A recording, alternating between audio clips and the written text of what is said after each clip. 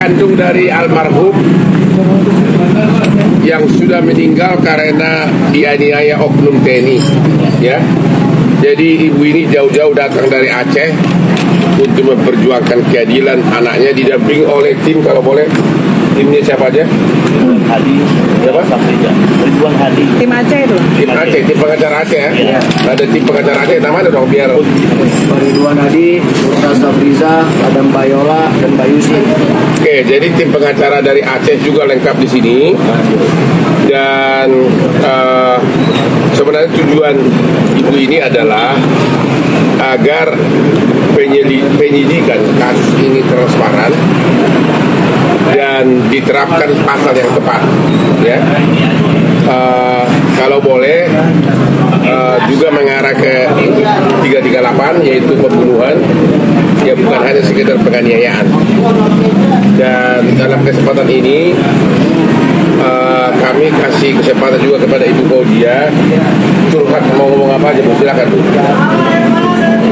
Dari almarhum korban datang jauh-jauh ke Jakarta untuk mencari keadilan untuk anak kami dan keluarga kami sama kami, bagaimana hukuman yang layak yang setimpal apa yang sudah diperbuat terhadap keluarga kami.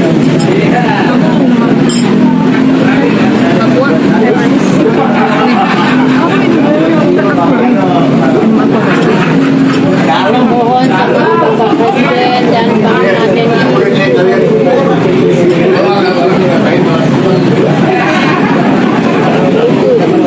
kami mencari keadilan yang seadil-adilnya. Apakah sudah pernah dengar, sudah divisum atau belum pernah lihat? Berapa? Sudah apa itu? Jadi kayak asma, juga asma gitu. Jadi asma sih.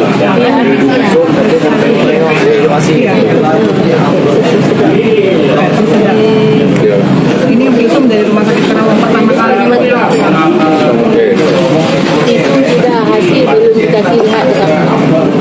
Dan itu jelas-jelas itu adalah penganiayaan, ya, bukan karena apa, bukan karena sesak napas, ya. Ya, jangan sampai melenceng gitu kan, ya, jangan sampai melenceng. Apa ada tulisan di sini apa? Hasil Apa itu artinya? Ini hasil apa ini? Ini hasil visum saat pertama kali jenazah ditemukan di rumah sakit Karawang. Jenazah ditemukan di Karawang, tapi kan udah diambil dari sungai, ya. Iya, diangkat dari sungai dibawa ke rumah sakit, di visum hasilnya ini. Bagaimana bisa tahu sesak napas kalau udah dalam air? Iya. Hah? Logikanya di mana sih? Jenazah aja, Pak. Apa? Ya. Oh, di visum resminya di RSPAD, tapi belum ada hasilnya. Otopsinya. Oke. Keterangan jenazah aja. Iya. Ini ada surat keterangan jenazah doang, ya? Iya, tapi ini ada penyebab langsungnya disebutkan asfiksia, penyebab antara asfiksia, penyebab dasar asfiksia. Ya udah, apa lagi Bu yang mau Ibu jauh-jauh datang ke Jakarta? Nanti kita akan ketemu juga aparat terkait. Apa lagi Bu? Silakan Bu.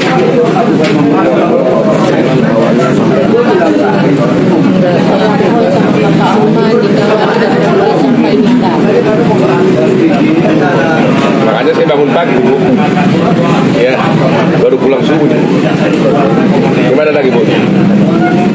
Oke, bisa nggak Ibu ceritakan kronologis kejadiannya pada hari almarhum itu menelepon minta uang 50 juta. Menurut cerita yang Ibu dengar dari ada adiknya itu siapa tuh? Siapa? Betul. Bisa yang Ibu dengar apa langsung dari keterangan dari adik-adiknya almarhum? Ibu langsung mendengar ya? Ibu langsung ditelepon ya? Langsung mendengar dari almarhum korban yang menelpon ke ibu, dia sudah ditangkap, minta sebutkan 50 juta, ibu keras, tak sanggup lagi menahan. Ya. Dia bilang anak itu suruh kirim uang cepat-cepat, dia sikit lagi mau mati. Itu yang ngomong Almarhum pelaku juga ngomong. aku nanti yang terakhir sampai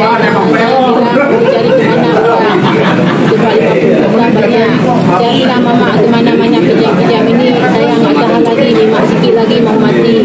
Itu kata almarhum. Kata almarhum 2 kali telepon kayak gitu dia bilang. Ya. Telepon yang terakhir yang angkat tersangka. Ya. Ibu sayang anak, kirim uang. Saya bilang saya akan usahakan kirim uang. Tapi anak saya jangan dipukul lagi. Ya. Saya sebab orang miskin, jangan kita kirim pun nggak ada uang. Ya, Bu. Jawab, kalau nggak saya kirim uang, anak ibu dibuang sungai. Kalau tidak kirim uang, dibunuh dan dibuang ke sungai. Ya, ya. Jadi kalau bisa pasal yang dituduhkan bukan hanya sekedar penganiayaan lagi ya, karena udah jelas-jelas di sini ada niat untuk membunuh. Dari ucapannya itu, kalau ibu tidak kirim uang 50 juta, anak ibu akan dibunuh dan dibuang ke sungai. Jadi sepertinya sekarang ini pasal yang dituduhkan baru pasal 351 KUH pidana, yaitu penganiayaan yang menyebabkan matinya orang. Tapi dari ancaman ini niat membunuh itu ada. Jadi harusnya bukan hanya pasal 338. Karena kalau sudah mengatakan kalau kamu tidak kirim uang saya akan bunuh, berarti itu sudah perencanaan. 340 ya, pembunuhan berencana. Jadi semua tim di sini sepakat memohon kepada penyidik agar jangan diterapkan hanya pasal 351 tentang penganiayaan, tapi juga pasal 338 junto pasal 340 pembunuhan biasa sama pembunuhan berencana. Karena prosesnya itu kan lama kan, pembicaraan telepon itu kan, sebelum telepon, kalau nggak kirim uang ya, kalau nggak kirim uang akan saya bunuh. Terus apa bedanya dengan kasus Sambo? Ya kan? Dan itu kan juga prosesnya mirip-mirip kan? Ya kan? Dari segi waktu mirip-mirip kan? Ini malah tenang, dengan tenang dia mengatakan, ibu kirim, ini kata kuncinya di situ, dari segi hukum pidananya. Ibu kirim 50 juta. Kalau tidak akan saya bunuh. Itu udah pasti perencanaan dong, bukan lagi penganiayaan, ya kan? Kalau penganiayaan itu digebukin tanpa ada rencana, ngomong-ngomong tanpa ngomong-ngomong, dung. Nah itu baru penganiayaan biasa. Tapi kalau sudah benar-benar dengan penuh kesadaran dan ada waktu mengatakan kalau ibu nggak kirim uang 50 juta saya akan bunuh dan saya akan buang ke sungai, itu sudah pembunuhan berencana. Jadi himbauan ibu agar si pelaku jangan hanya pasal tentang penganiayaan. Begitu Bu. Kemudian dari tim silakan dari Aceh. Ini dari Aceh ini jauh-jauh. Ya, kita sepakat bahwa ini tidak hanya penganiayaan seperti Pak Hotman sampaikan tadi. Oleh karenanya kami juga mendukung pernyataan Panglima TNI bahwa hukuman seberat-beratnya itu adalah hukuman mati. Keluarga juga sudah minta kepada kami sebagai timnya Pak Hotman agar pelakunya ini dihukum mati dan serendah-rendahnya hukuman. Tapi pilihan kita adalah kita mengadvokasi agar proses ini bisa berlangsung dengan benar-benar menjunjung tinggi nilai-nilai hukum pidana, dan tentunya saya kira kalau 338 dan 340 pantas ini diberikan hukuman mati. Sekian, selamat makan. Sepakat. Namanya dong biar tahu. Pengacara siapa gitu? Ya, saya Putra Saputra dari Aceh. Dalam tim Hotman Indonesia Aceh. Jadi sangat sepakat dengan yang dikatakan Pak Hotman. Ini tidak hanya sekedar penganiayaan, ada terbukti ada ancaman terlebih dahulu ya Pak. Ya. Dengan pasal yang disebutkan kepada penyidik sangat kooperatif, mendukung keadilan. Apalagi orang tua korban jauh-jauh datang hari ini. Ya. Sangat besar harapan kita yang datang dari seluruh kota Indonesia hari ini, kita minta kepada pemerintah Indonesia memberikan bantuan kepada kita. Sekian Bapak. Terus yang kedua, Anda lihat di medsos banyak katanya diduga sudah banyak korban lain yang dianiaya oleh si pelaku ini. Harusnya ini juga disidik untuk memperberat hukuman dari si pelaku. Ya itu kita nggak tahu apakah karena di medsos itu sudah banyak video-videonya mengenai korban-korban lain. Harusnya penyidik segera menyidik mereka untuk disatukan dalam berkas itu memperberat hukumannya, gitu kan? Ya, kira-kira itulah inti dari kedatangan ibu ini jauh-jauh dan timnya dari Aceh jauh-jauh, dan kami nanti akan jam 11 akan menemui ibu penyidik, dan kalau memang ada pertanyaan silakan. Silakan dari mana? Hah? Lu nanya ke dia tuh kan dulu sama aku. Artinya kalau ada korban-korban lainnya juga kita bantuan Bang Hotman tanggapannya seperti apa. Lalu yang kedua, kan ini Bang Hotman dan tim kan mengawal kasus ini. Iya. Padahal ini kan peradilan militer gitu Bang. Iya. Apakah kemudian ada rasa apa ya was-was kalau nanti tidak adil atau kenapa? Ya, kita sebagai pengacara sudah siap terima resiko apapun ya. Kita hanya bicara fakta dan normatif hukum, ya. Kita tidak pernah takut karena kita juga tidak menfitnah orang apa yang ditakutkan, ya. Kita akan tetap kawal kasus ini walaupun itu ditangani lembaga manapun, ya. Yang tadi korban-korban lainnya kalau kita bantuan juga apakah? Oh, justru itu saya sudah posting di Instagram saya para korban-korban agar datang juga, tapi ya ada semuanya pada takut. Ada per telepon tapi nggak mau ngomong namanya, hanya ngomong saya juga korban, nggak ada yang datang. Per telepon banyak kan, tapi katanya sih sudah, katanya ini oknum sudah melakukan hal yang banyak itulah toko-toko begitu. Kalau nggak dikasih duit, itu gitu loh. Tapi ya pada nggak berani. Ya mungkin masih ada pelaku lain yang kita tidak mengerti. Ini sepertinya praktek ini oknum sudah lama dan terbuka. Kok nggak ada pengawasan? Sudah lama terbuka depan toko begitu bisa dijemput, digebukin, kok nggak ada pengawasan? Pasti kan dalam gaya hidup orang ini kan kelihatan dari mana duitnya. Itu yang kita yang saya selalu pertanyakan. Ya. Ya. Apa lagi? Lu nggak minta nomor handphone gue lo? Selain pembunuhan berencana, kalau yang kayak pemerasan ini juga bisa dapat pasal tambahan. Bisa dijuntukkan semuanya, dijuntukkan, ya. Penyalahgunaan kewenangan ini kan bukan tugas dia kan, dia kan bukan kepolisian, ya. Tapi paling tepat di sini 340. Karena itu sudah jelas-jelas kalau kamu, ya kan, kalau kamu tidak bayar aku bunuh. Kalau pembunuhan biasa itu kan berantem tuk langsung mati, itu otomatis mati, bukan tanpa direncanakan. Atau penganiayaan digebukin mati. Tapi kalau direncanakan dan benaran dibuang ke sungai, jelas-jelas itu 340. Ya, jadi itu yang kita belum dengar sampai hari ini. Belum ada press release dari penyidik dari Dampom dan Jaya. Apakah hanya 351 ayat 2 yang diterapkan ayat 3 ya? Ayat 3 yaitu penganiayaan menyebabkan matinya orang hanya 7 tahun ancamannya. Sedangkan pembunuhan berencana kan bisa hukuman mati. Kira-kira begitu ya. Ada lagi? Gimana? Pasien dari Metro TV, Ya. Ibu Fauzia, itu harapan kedepannya terhadap pelaku dan mungkin korban-korban lainnya gimana dari Ibu sendiri? Ya, harapan keluarga pertama ibu bahwa ini proses ini harus adil. Yang kedua, hukumannya harap dengan seberat-beratnya itu hukuman mati. Tentunya kita akan mencoba mengadvokasi untuk diterapkan pada hukum. Ya, seperti itu. Dan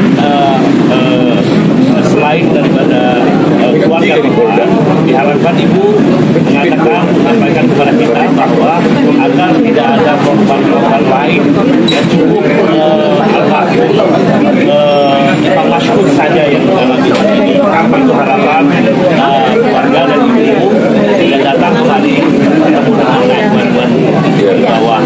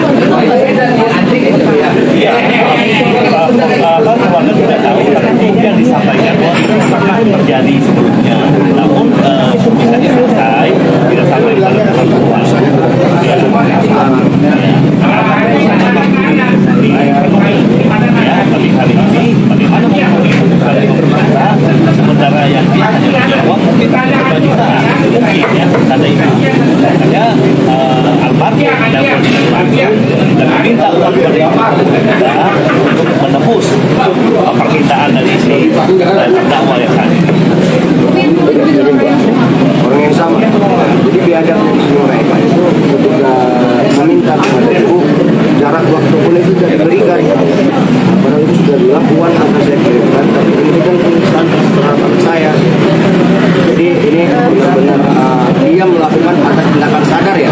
Kalau kemudian ada gangguan psikologis dan sebagainya, saya pikir tidak mungkin.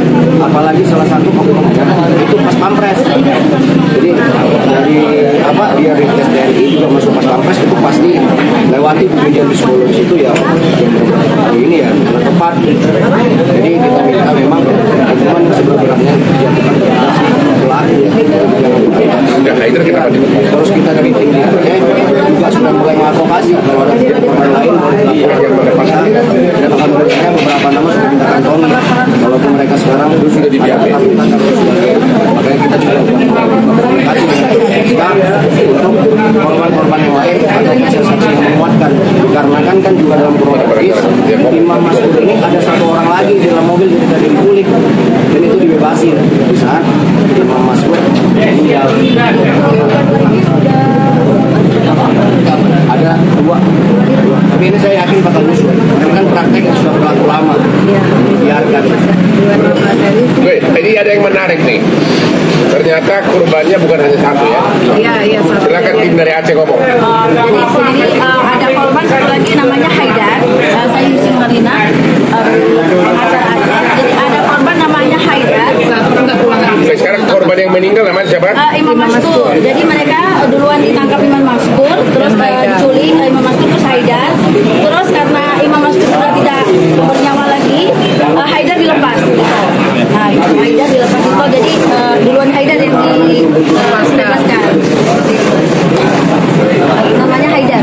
Dan berarti terhadap Haidar ini bisa juga karena penganiayaan. Iya. Tapi apakah sudah jadi saksi? Sudah Tapi Tapi apa? tapi kita nggak bisa menghubungi Haidar sekarang di mana. Gitu. Haidar itu korban. Jadi saat penangkapan saat dia diambil di tokonya, itu mereka berdua. Gitu dan si imam menurut cerita saksi lain melakukan perlawanan di situ. Si korban itu sudah tidak bergerak. Nah disitulah si Haidar ini dilepaskan di jalan tol Oleh si pelaku. oleh si pelaku. Nah yang satunya ini dibuang ke sungai. Oke, Dari ini orang Aceh juga bang. Iya. pelaku.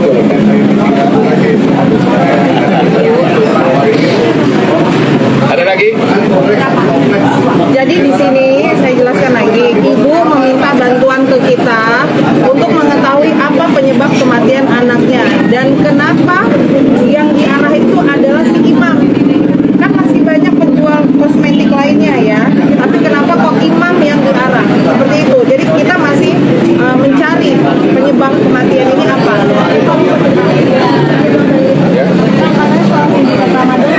Apa? Obat-obatan Ramadan benar kan namanya almarhum ilegal. Nggak salah posisi, nggak tahu. Ya tapi apapun namanya itu, ini kan sudah terjadi penganiayaan atau pembunuhan, ya itu aja deh, ya bahwa apakah bisnis mereka itu, saya kira juga nggak terlalu, bukan yang jelas bukan narkoba, ya.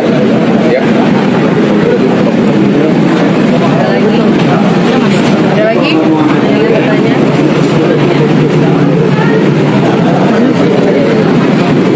Udah santai kalau interview ibu boleh silakan sambil ngopi bebas ya, nggak usah itu ibu kasih dulu dong ibunya dong.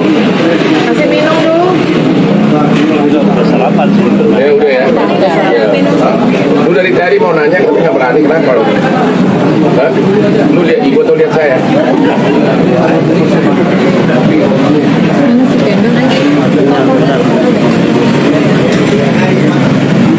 Ini ada keberapa ini?